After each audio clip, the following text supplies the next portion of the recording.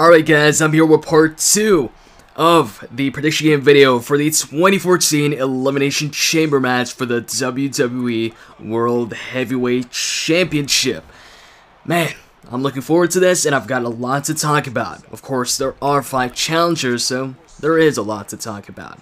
And this is a 15-minute video. So, it is going to be the champion, Randy Orton, defending the title against Sheamus, Cesaro, John Cena, Christian, and Daniel Bryan. Now, unfortunately, Daniel Bryan got eliminated in part 1 of this simulation, so that's why you're not seeing him right now in part 2, but he will be indeed participating in this match. I think Daniel Bryan will be one of the superstars to, be in the chamber the longest. I'm thinking Daniel Bryan actually enters maybe at number 1 or number 2. It's pretty much the same thing whether you enter as number 1 or number 2, kind of like the Rumble. And actually, while we're on the topic of entry numbers, I'd actually like to ask you guys your predictions on who's going to enter the chamber at what time, what's going to be their entry number. So in the comment section below, tell me who you think is going to be number 1 and number 2, which is pretty much the same thing, who's going to be number 3, 4, 5, and 6. And let's see who gets it right. I'm predicting Daniel Bryan is probably going to be number 1 or number 2, like I said. And Christian as number 2.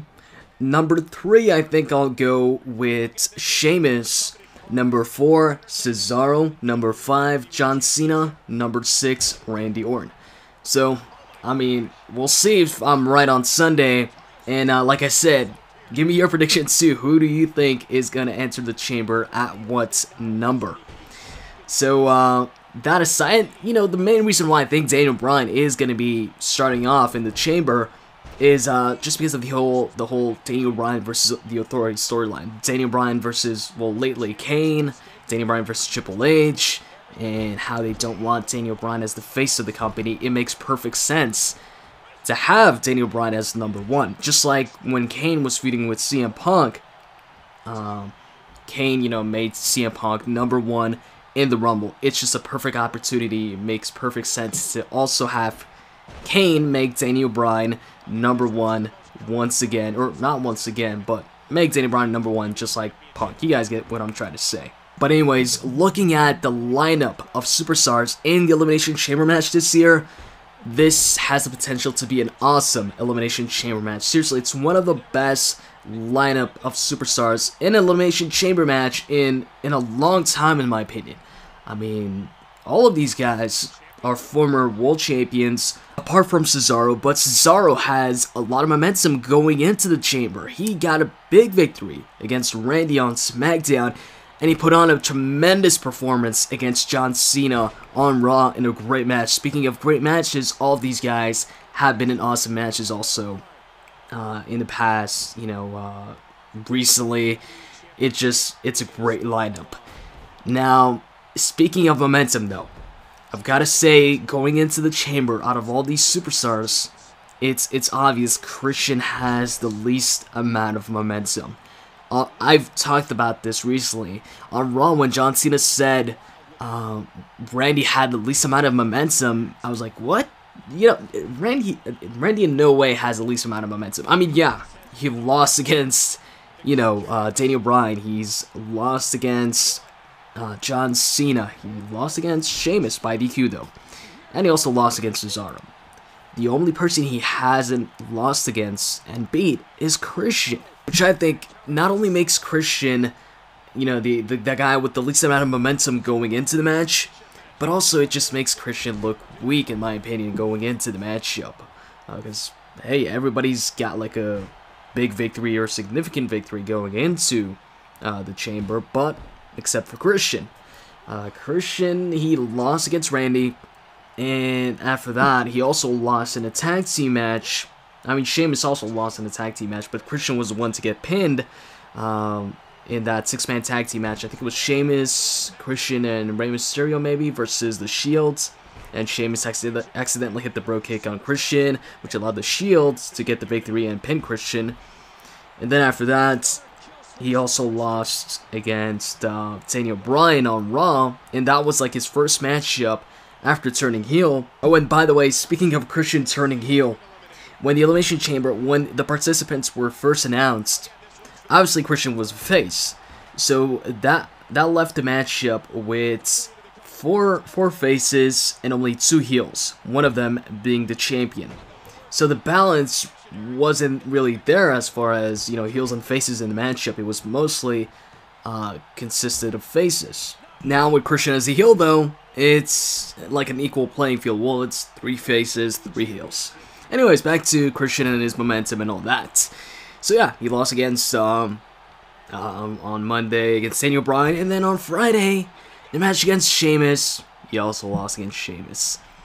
Man, Christian has to be one of the superstars with like the worst record, the worst win-loss record against, you know, other main event superstars. He's never beaten Randy one-on-one, and also he's never beaten Sheamus one-on-one since Sheamus turned face. I think when Christian was the world champion and he faced off, I do believe he faced off against Sheamus when he was the world champion, or either when he was the world champion or when he was preparing to have his rematch with Randy for the World Heavyweight Championship. He faced off against Sheamus, and I think he faced off against Sheamus, and I think he won.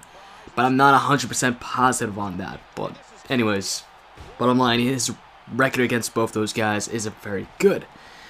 And like I said, going into the chamber, he really has the least amount of momentum. And to be honest, while I am a fan of Christian, I think he's going to be the first one to be eliminated. And hey, if he's not the first to be eliminated, then I'll be happy about that. I'll be shocked, but I'll be happy about that. But I mean, let's be real here. This is Christian, and just like I was saying a few moments ago, his win-loss record in big matches isn't all that great. And you know, looking at the other superstars in the matchup, like I said, I think he's the most likely superstar to get eliminated first. And on top of that, you know, when he faced off against Sheamus on SmackDown, he didn't lose to a bro kick. Sheamus pinned him after hitting the Celtic Cross, which is usually a move Sheamus uses before putting his opponents away with the bro kick. So, you know, going into the matchup, Christian isn't really looking too strong here. Anyways, moving on to Cesaro. Why not? So, Cesaro, man.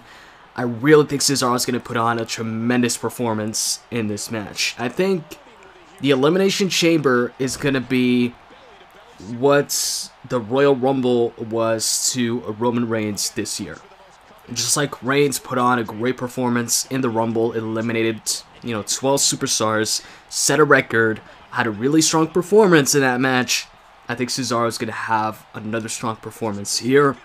Now, he might not eliminate 4 or 3 superstars in the match, but I think he'll just, you know, have a good performance, a good strong performance in the match, like, you know, dominate while he's in the match. He doesn't necessarily need to eliminate, you know, a bunch of superstars to look strong in the match, but, you know, I wouldn't be surprised if we see maybe the big swing. I'm sure we'll see the swing. Maybe you could have Cesaro do the big swing to the on the outside of the ring, or maybe from the inside, and then throw him to the outside on the steel, something like that. And I'm just looking forward to seeing Cesaro in the chamber whenever he enters the chamber. Maybe he's going to start as, you know, number 1 and number 2, but I'm thinking he enters in as, you know, number 3 or 4, something like that. Now, as far as if I think he can win the match this Sunday, I don't think Cesaro's going to win the match. Just like I didn't think Roman Reigns would win the Rumble, but I did think he would have a good performance in it. So, you know, while I do think he's going to perform well in the match, I don't think he's going to actually win the match and win the championship and then go on to defend that title against Batista. Now, moving on to Sheamus. He just recently returned at the Rumble to be exact, and see, with Sheamus, I don't really have a reason why I guess he would win the matchup. I just don't see Sheamus winning the match, because I simply don't see Sheamus being the world champion going into WrestleMania. I think it doesn't make, for example, it doesn't make as much sense as Randy going into WrestleMania as the World Heavyweight Championship defending against Batista. it just kind of comes out of nowhere. Sheamus wins the World Heavyweight Championship and then defends it against Batista. It's, yeah, like I said, I don't really have, like, an in-depth, in-detail explanation why Sheamus will not win the match. I guess a reason could be maybe, I think maybe Sheamus is just in the match to maybe build another feud within the match. So maybe start a feud with Christian. Maybe he can eliminate Christian. Christian gets mad because Sheamus defeated him on SmackDown and also eliminates him inside the chamber, so that maybe Christian, even though he's eliminated, comes back in the match and then attacks Sheamus, which costs Sheamus the matchup or something like that. Maybe. So then maybe Christian and Sheamus could have a matchup at WrestleMania or something like that. But, yeah, Sheamus winning the title, I don't think that's going to take place. Now, as far as John Cena goes, John Cena's pretty simple. He's, I'm like positive he's going to be facing off against Bray Wyatt at WrestleMania. There's been rumors about that for a while. And also, Bray Wyatt did attack John Cena at the Royal Rumble. He also attacked John Cena the night after the Rumble. And when he was talking to the Shield, cutting a promo on them, he said, he would defeat them just in time for his next game, which I'm assuming is against John Cena at Mania. Now, of course, John Cena versus Bray Wyatt, there's nothing saying it couldn't be for the championship, but here's the thing, Batista won the Rumble. So you know what? John Cena versus Bray Wyatt for the championship couldn't really work, because Batista is the #1 contender. He's supposed to be getting a title shot, and I don't think we'll be seeing John Cena versus Batista versus Bray Wyatt in a triple threat match for the title. And also, if John Cena beats Randy for the championship, doesn't that entitle Randy to a rematch? And if Randy gets a rematch, I would think he would want it at WrestleMania, so that would make it like a fatal 4-way match. I can't see that taking place. So, John Cena winning this, I think his chances are definitely better than Christian, Cesaro, and Sheamus, but still, I don't think John Cena's winning this. Now, let's talk about Daniel Bryan. Daniel Bryan is actually my second pick. He's the person I think, if Randy doesn't win this, then I think Daniel Bryan wins this. But that's if nobody in the chamber gets replaced. That's if there's no replacement for Christian, maybe. Because I know a lot of people have been talking about what if Brock Lesnar, attacks Christian before the matchup, kind of like when Edge attacked Kofi Kingston before the match and entered the match instead of Kofi and won the championship. If that takes place, if Brock Lesnar replaces Christian in the match, then I think Brock's winning this chamber. But if there happens to be a replacement in the chamber, but it's not Brock Lesnar, then I definitely think it's going to be Kane. I actually think Kane is a more likely replacement inside the chamber than Brock Lesnar, because of what Kane has been doing to Daniel Bryan. I could see him trying to, get inside the chamber to eliminate Bryan himself. Maybe he takes out Christian and takes his spot.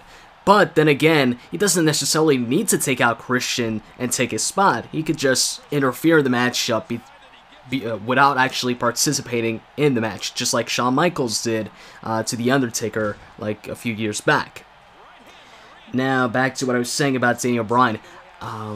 The reason why I'm not going with Daniel Bryan, but he is my second choice, is I think WrestleMania, if Daniel Bryan wins the championship, I think it'd be better suited if he wins it either at WrestleMania or maybe shortly after WrestleMania. But right before WrestleMania, I'm not sure if that's going to happen. And also, I would just much prefer it if he wins the championship at WrestleMania. It would be an even bigger moment. WrestleMania, it's a bigger crowd.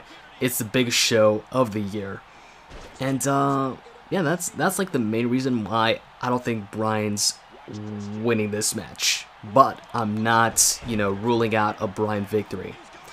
And, my pick for this match, Randy. I just think, after all the matches he's lost over the past couple of weeks, that, since he hasn't looked the strongest going into the chamber, that he is going to win this match show. While he isn't the one with the least amount of momentum like Christian, he's the champion, and going into this Sunday, he's already lost against the majority of his chamber opponents. And whenever a champion loses, non-title matches going into his championship match, he usually ends up winning. On top of that, I don't see him losing the championship until WrestleMania.